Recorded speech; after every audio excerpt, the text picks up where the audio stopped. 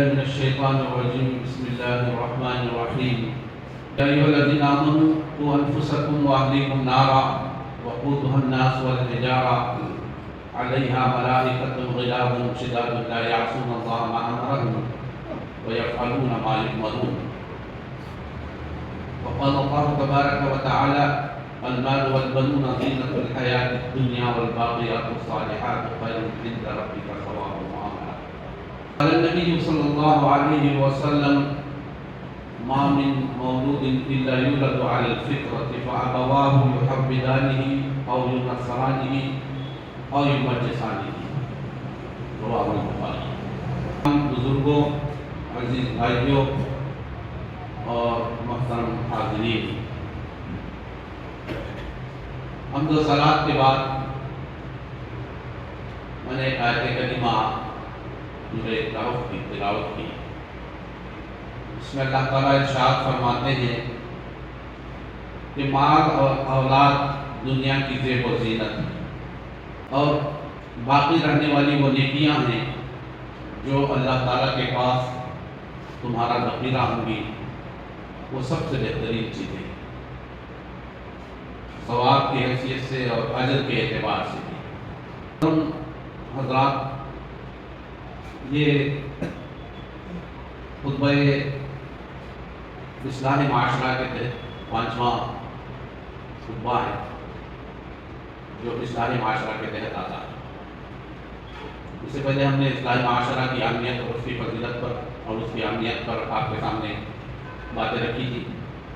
پھر معاشرے میں ایک سب سے بڑا جو بگاڑ ہے، معاشرے کے خرابیاں ہیں اور معاشرے کو مشکلات سے دوچار کرنے والی چیزیں، وہ غلط رسم و رواج ہیں جو ہم نے دین کے نام سے بنا دیے. اور اس کے بعد پھر خصوصاً جہیز جیسی رسم کا تذکرہ آیا کہ یہ رسم کتنی بڑی قباحت کی بات ہے اور اس سے کتنا بڑا نقصان ہمارے اپنے معاشرے کو، خصوصاً ان غریب اور محتاج گھروں کی بچیوں کے لیے کتنا ہی وبال جان بنا ہوا اور اس کے نقصانات آپ کے سامنے آئے. پھر اس کے تحت یہ بات آپ کے سامنے لائی گئی کہ اسلام نے نکاح کو بڑا آسان کیا ہے، لیکن ہم نے اپنے اوپر کچھ ایسے چیزیں لاگو کر لی ہیں جس کی وجہ سے نکاح مشکل ہو گیا ہے. تو اللہ تعالیٰ کے نزدیک سب سے بہتر اور بابرکت نکاح ہم نے آپ کے سامنے بات رکھی کہ وہ نکاح ہے جو سب سے کم خرچ والا. پھر اس کے تحت زوجین کے حقوق پر بیان ہونا تھا، لیکن بیچ میں کچھ حادثے کی وجہ سے ہم نے خودکشی اسلام نے کیوں حرام کی ہے اس پر آپ سے گفتگو کی، اور گزشتہ جمعہ میں نے یہ خطبہ جو ہے ہدیہ کر دیا. اور اس کے بعد مشترکہ خاندان اور انفرادی یا انڈیویجول فیملی میں اسلام کی رہنمائی، اسلام کی تعلیمات کیا ہے، کس چیز پر زور دیتا ہے، اس پر گفتگو کرنی تھی لیکن وہ موقع نکل چکا ہے. بغیر اس کی 5ویں جو کڑی ہے اصلاح معاشرہ کے تحت، وہ اولاد کی اسلامی تربیت ہے. تو یہ تربیت کہتے ہیں کہ برے عادات، برے اخلاق اور کردار، ان تمام کو چھوڑ کر اچھے اخلاق، اچھے کردار اور اچھی تعلیم و تربیت سے آراستہ کرنے کا نام تربیت ہے. اور یہ تربیت صرف اولاد کی حد تک نہیں ہے، معاشرے کے ہر فرد پر یہ چیز لاگو ہوتی ہے. سارے معاشرے کی تربیت ہونا چاہیے، نوجوانوں کی تربیت ہونی چاہیے، بڑوں کی تربیت ہونی چاہیے، مردوں کی ہونی چاہیے، عورتوں کی ہونی چاہیے. ہر ایک پر یہ چیز ضروری ہے، تربیت. اور اسی تربیت کے لیے اللہ تعالیٰ نے دنیا کے اندر نبیوں کو، رسولوں کو بھیجا اور پھر کتابیں نازل کی. اس کا مقصد یہی تھا کہ لوگوں کی تربیت ہو، انسانوں کی تربیت کی جائے، انسانوں کو برے اور رذائل اخلاق سے نکال کر اچھے اخلاق کی طرف لایا جائے. اللہ کے رسول صلی اللہ علیہ وسلم نے اپنے بھیجے جانے کا مقصد بیان کرتے ہوئے اللہ کے رسول صلی اللہ علیہ وسلم نے فرمایا کہ بُعِثْتُ لِأُتَمِّمَ مَكَارِمَ الْأَخْلَاقِ، مجھے اس لیے بھیجا گیا ہے کہ میں مکارم اخلاق، اچھے اخلاق کو دنیا کے اندر پھیلاؤں، مکمل کروں. یہی تربیت ہے. ہم جانتے ہیں کہ بچے ملک کے، ملت کے معمار ہیں. وہ مستقبل کے معمار ہیں، مستقبل جن کے ہاتھوں میں جانے والا ہے وہ ہماری اپنی نسلیں ہیں، ہمارے اپنے بچے ہیں، اور انہی سے آگے کا مستقبل بننے والا ہے۔ یہ قوم کے بھی، ملک کے بھی، ملت کے بھی معمار ہیں، تعمیر کرنے والے ہیں، بنانے والے ہیں۔ تو ان کی تربیت ہماری ملک کی بھلائی بھی ہے، ملت کی بھلائی بھی ہے، اور خود ان کی اپنی بھلائی بھی ہے، اور اس کے ساتھ ساتھ ماں باپ کی، والدین کی یہ ذمہ داری بھی ہے، یہ فرض ہے۔ اولاد کی تربیت دنیا کے اندر ماں باپ کے نام کو روشن کرنے کا ذریعہ بھی ہے، ان کی ترقی کا ضامن بھی ہے، اور آخرت میں نجات کا ذریعہ بھی ہے۔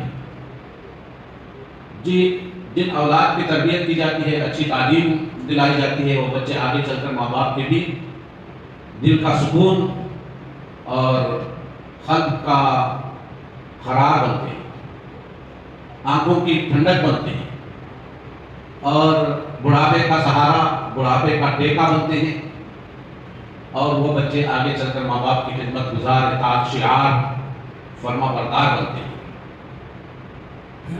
اور ان کی تربیت یہ اللہ تعالیٰ کی طرف سے ماں باپ پر، والدین پر ایک فریضہ ہے، ذمہ داری ہے، اور ماں باپ اللہ تعالیٰ کے ہاں جوابدہی سے نہیں بچ سکتے۔ ان سے پوچھا جائے گا، ان کی گرفت ہوگی کہ تم نے اپنے اولاد کی کہاں تک، کیا تعلیم دی، ان کو کیسی تربیت کی، کیا کوشش تمہاری رہی ان کی تربیت کے سلسلے میں۔ اللہ تعالیٰ ان کے متعلق ماں باپ سے پوچھے گا، ماں باپ کی ذمہ داری ہے۔ ہم اس ذمہ داری سے عہدہ برآمد نہیں ہو سکتے، وہ ذمہ داری ہماری ختم نہیں ہو سکتی، اور یہ تربیت کا مرحلہ صرف چند سال یا چند مدت اور متعین نہیں ہے، اس کا ہماری زندگی کے سانس سے آخری دم تک یہ تربیت کا مرحلہ جاری رہنا چاہیے۔ بچے، جو چھوٹے بچے ہوتے ہیں، وہ نرم اور گیلی مٹی کی طرح ہوتے ہیں، تو اس گیلی اور نرم مٹی کو جیسے ہم چاہیں بنانا چاہیں بنا سکتے ہیں۔ ایک چھوٹے پودے کی طرح اس پودے کو برگبار والا درخت بنانا چاہتے ہیں، اچھا فصل دینے والا درخت بنانا چاہتے ہیں، تو اس پودے کی تربیت، اس کی دیکھ بھال، اس کی نشو و نما پر توجہ بے حد ضروری ہے۔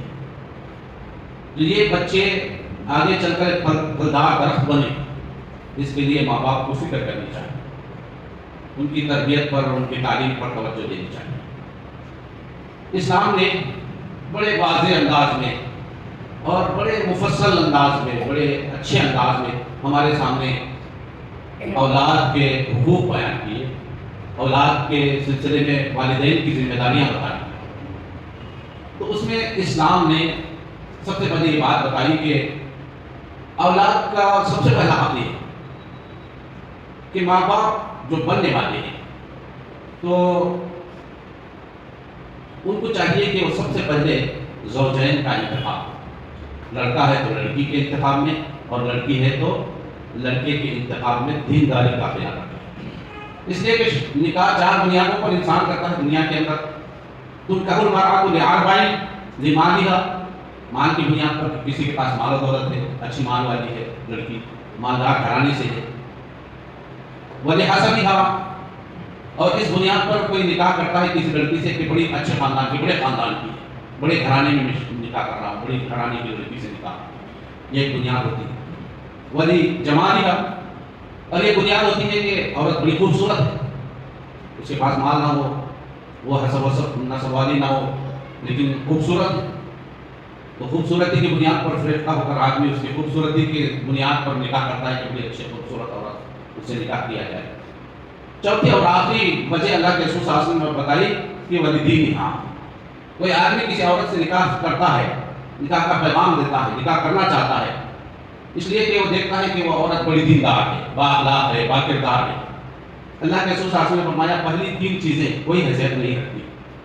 فاصبر بذات الدین تربت یداک، تم دینداری کی بنیاد پر، اخلاق کی بنیاد پر کسی سے نکاح کرو گے تو تمہارے دونوں ہاتھ تر ہوں گے، تمہارے گھر کے اندر برکت، اللہ کی برکت دونوں ہاتھوں سے تم سمیٹ پاؤ گے، پوری زندگی خوشحال زندگی ہوگی، دوسرا مطلب یہ بھی ہے کہ تمہاری دنیا بھی بہتر ہوگی اور آخرت بھی تمہاری بنی ہوگی۔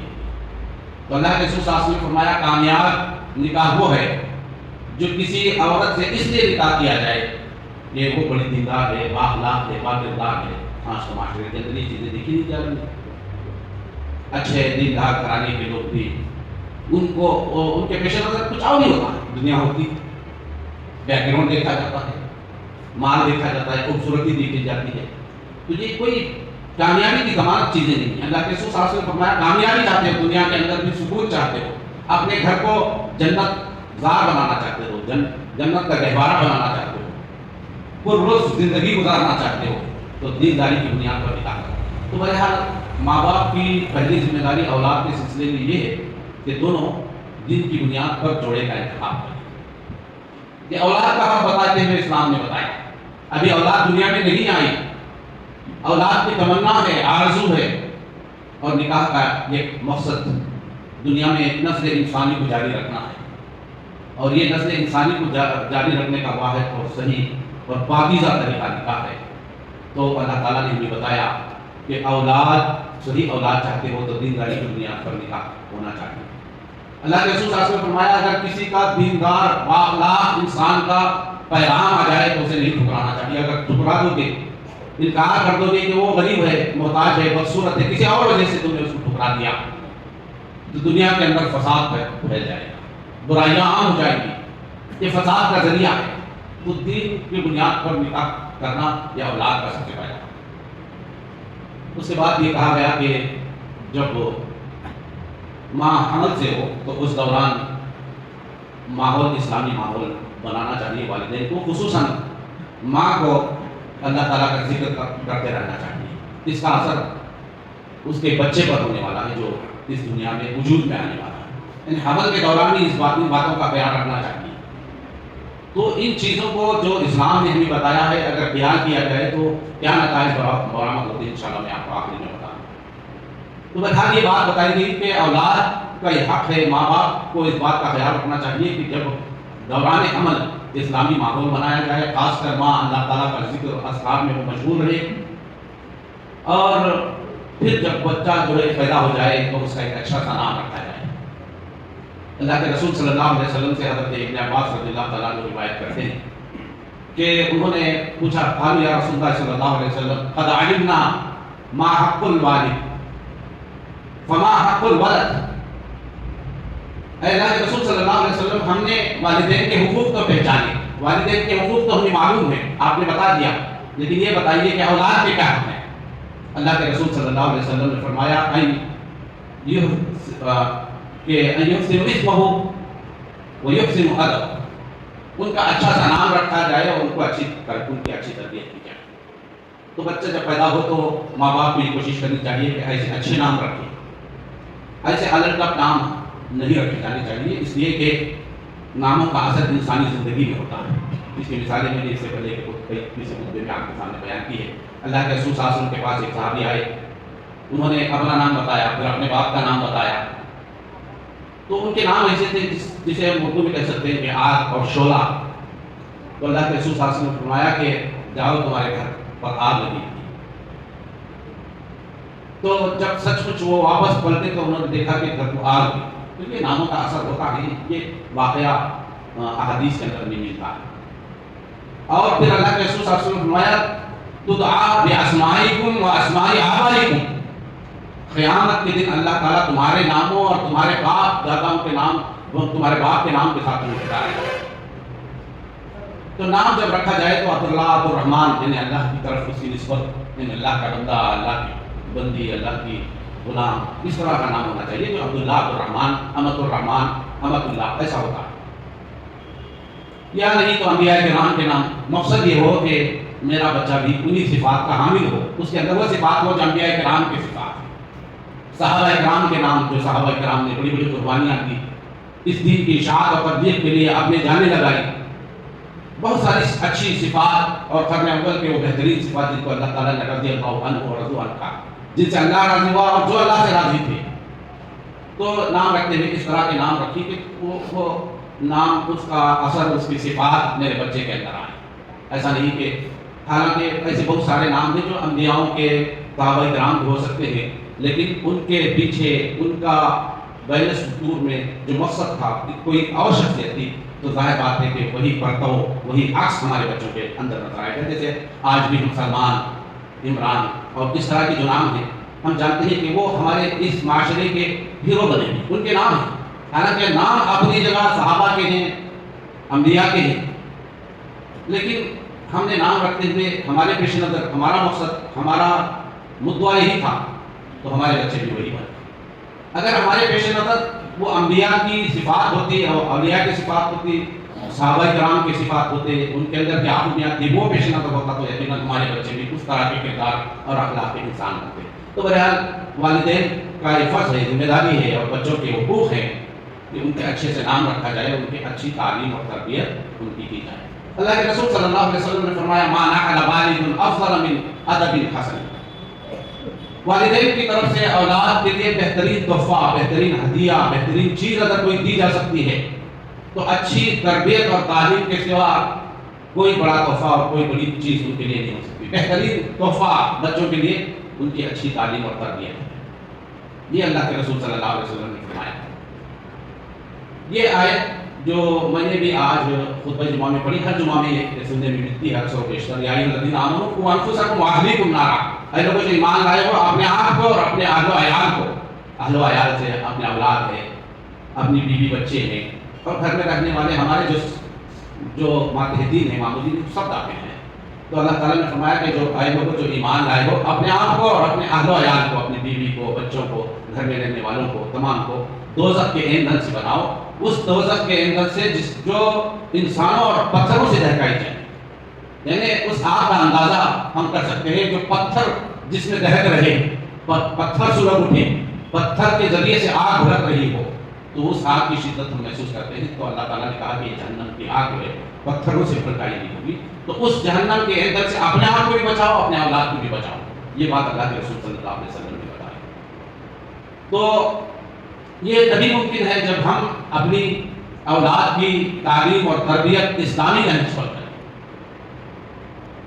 تو یہ بات بتائی گئی، اچھا سا نام رکھا جائے، اور جب بچہ بولنے لگے تو کوشش یہ کرنی چاہیے کہ سب سے پہلا لفظ اس کے زبان سے اللہ نکلے۔ اور یہ بھی بتایا گیا کہ جب بچہ پیدا ہو تو اس کے کان میں اذان دی جائے، اس کی تحلیق کرائی جائے، 7ویں دن عقیقہ کرایا جائے، اور اس کے ساتھ سر کے بال منڈوا کر اس بال کے برابر صدقہ کیا جائے۔ یہ سب اولاد کے حقوق ہیں اور ماں باپ کی ذمہ داری اور فرائض ہیں۔ اور جب بچہ اسکول جانے لگے تو اس بات کا خیال رکھنا چاہیے کہ ان کی دینی تعلیم کا اہتمام کیا جائے، دین سے ان کو آراستہ کیا جائے، ان کو ادب سکھائے جائیں، اچھی نہج پر ان کی پروان چڑھائی جائے۔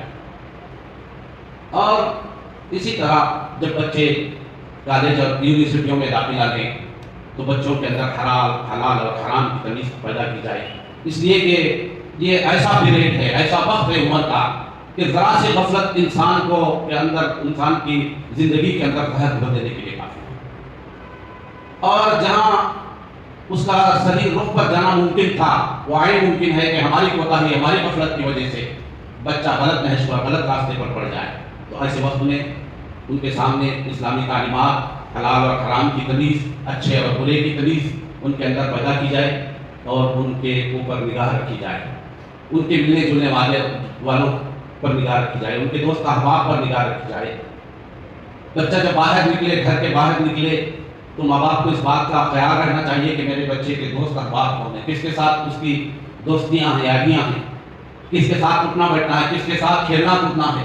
بچے کے ایکٹیویٹیز پر، بچے کے کام کاج پر نظر ہونی چاہیے، اور بچپن ہی سے بچے کے غلطیوں پر اسے ٹوکا جائے، اس کی اصلاح کی جائے۔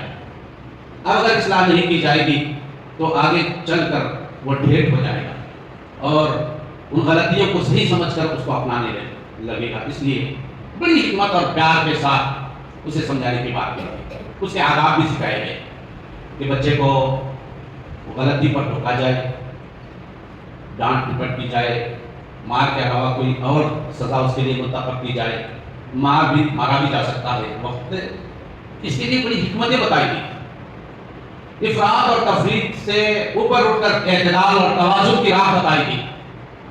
بعض لوگ محبت میں اتنے بچوں کے اندھے ہو جاتے ہیں کہ ان کے ہر غلطی پر بھی جو ہے ان کی محبت، ان کا پیار، ان کا لاڑ پوری غلطی کی اصلاح پر آمادہ ہونے نہیں دیتا۔ اور کچھ ماں باپ ایسے ہیں جو اپنے بچوں کی اصلاح کے لیے ایسا رویہ اختیار کرتے ہیں کہ ہر چھوٹی بات پر انہیں مارتے ہیں، سختی سے پیش آتے ہیں۔ یہ دونوں طریقے غلط ہیں۔ یہاں افراط اور تفریط کے بجائے اعتدال کی راہ اسلام نہیں بتاتا ہے۔ بچہ جب پہلے غلطی کرے تو اس کی اصلاح کی جائے، اسے وہ بتایا جائے، اس کی غلطی پر متنبہ کیا جائے۔ اللہ کے رسول صلی اللہ علیہ وسلم ایک مرتبہ ایک بچے کے ساتھ بیٹھ کے کھانا کھا رہے تھے۔ اس بچے نے جو کھانا رکھا ہوا تھا دسترخوان میں، اس ڈش کے اندر سے ادھر ادھر سے کھانا لے رہا تھا، تو اللہ کے رسول صلی اللہ علیہ وسلم نے فرمایا یا غلامی بسم ربک وخذ بیمینک وخذ مما یلیک۔ اللہ کے رسول صلی اللہ علیہ وسلم نے فرمایا کہ اے بچے اللہ کا نام لے کر کھاؤ، اور پھر جو تمہارے قریب ہے وہاں سے اسے اٹھاؤ۔ ادھر ادھر تہذیب اور تمدن کے خلاف۔ تو اللہ کے رسول صلی اللہ علیہ وسلم نے بڑی نرمی کے ساتھ اس کو سمجھایا، اسے بجھایا۔ تو بچے کو اس طرح نرمی سے، محبت سے، پیار سے بھی سمجھانا چاہیے۔ اگر ایک سے دو بار کرتا ہے تو اس کے لیے دوسرا رویہ اختیار کیا جاتا ہے۔ عمر کا بھی تقاضا ہوتا ہے۔ یہ بلوغت سے پہلے کے معاملات ہیں۔ بلوغت کے بعد جب بچے جوان ہو جائیں تو ان کی تربیت کا انداز کچھ اور ہوتا ہے۔ اللہ کے رسول صلی اللہ علیہ وسلم نے انہی تربیت اولاد کے سلسلے میں بتاتے ہوئے ہمارے سامنے یہ بات رکھی کہ مروہم وہم ابناء سبع، کہ جب بچے 7 سال کے ہو جائیں تو ان کو نماز کا حکم کر، وَاضْرِبُوهُمْ عَلَيْهَا وَهُمْ أَبْنَاءُ 10۔ 7 سال کا ہو جائے تو آپ بچوں کو، وہ نماز نہیں پڑھتا تو بتائیں کہ بچے نماز پڑھنا چاہیے، نماز کو چلو ساتھ میں لے کر چلو، اسے حکم کرو۔ اور پھر اللہ کے رسول صلی اللہ علیہ وسلم نے فرمایا جب بچہ 10 سال کا ہو جائے، آپ کے حکم پر نماز نہیں پڑھتا تو وَاضْرِبُوهُمْ عَلَيْهَا، تو اسے مار کر اسے بتا سکتے ہیں کہ نماز جیسی چیز اس کے چھوڑنے پر میں برداشت کرنے والا نہیں۔ یہ احساس دینا، مار بھی ایسی مار نہیں ہے کہ اس کے ہاتھ ہڈی توڑ دی جائے، اس کو زخم جسم پر لایا جائے، ایسا نہیں ہے، بلکہ بچے کو احساس دلانے کے لیے۔ تو یہ بہرحال یہ تربیت کے کچھ طریقے اسلام نے بتائے اور تربیت پر بڑی زور دی۔ اور معاشرے کی اصلاح کا ایک پہلو یہ ہے کہ ہم اپنے گھروں میں اپنے بچوں کی تربیت کریں، ان کو اچھی تعلیم دلائیں، تو معاشرہ آپ جو ہے ایک اچھا معاشرہ بنے گا۔ ہم چاہتے ہیں کہ پورا معاشرہ اچھا ہو، لیکن ہم یہ نہیں چاہتے کہ ہمارے بچے اچھے ہوں، ہمارے بچوں کی تربیت ہو، ان کی تعلیم اچھی ہو، دینی تعلیم سے انہیں آراستہ کیا جائے۔ اس کی طرف جب ہماری توجہ نہیں ہوگی تو ظاہر بات ہے کہ معاشرے سے ہم امید نہیں رکھ سکتے۔ ہم اپنی اصلاح کریں، اپنے آپ کو بھی گھر کے اندر اسلامی ماحول کے اندر ہماری نشوونما ہو، ہماری زندگی گزرے، ہماری ایکٹیویٹیز، ہمارے عمل سے بچے کے اوپر بڑا اثر ہوتا ہے۔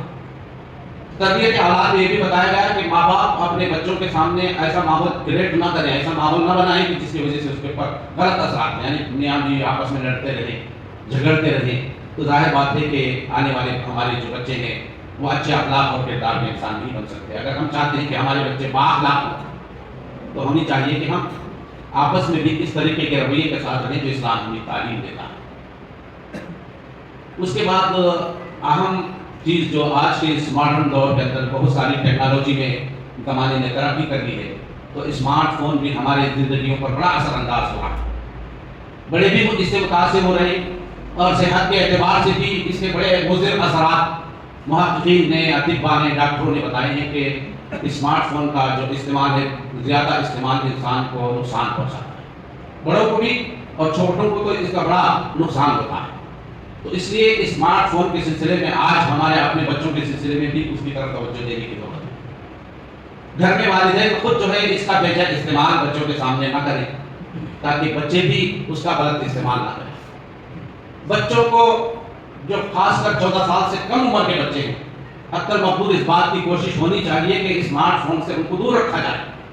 یہ اس لیے کہ یہ ایسا آگے کار ہے کہ اس کے غلط انسان سے انسان نہیں رہتا، بلکہ آگے چل کر انسان شیطان نما بن جاتا ہے۔ اس کے پورے اندیشے اس کے اندر موجود ہیں، اس کے فائدے، اس کے بہت سارے فوائد اس اپنی جگہ ہیں، اس سے کوئی انکار نہیں، لیکن دنیا کے اندر جتنی چیزیں ہیں اس کا صحیح استعمال صحیح فائدہ پہنچاتا ہے، اور غلط استعمال غلط فائدے پہنچاتے ہیں، نقصانات پہنچاتے ہیں انسان کو۔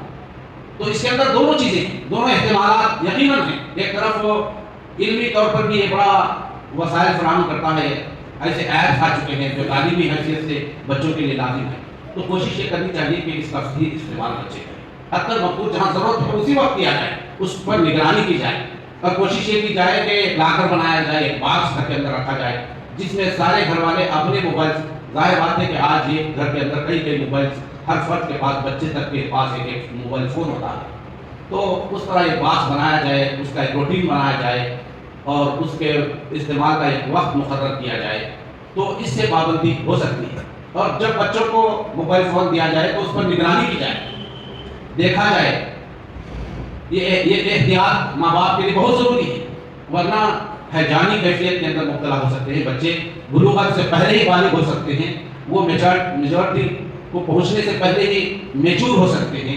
یہ اس پر نگاہ ہمیں ماں باپ کو رکھنی چاہیے۔ آج تربیت اولاد میں اس کی بڑی اہمیت ہے،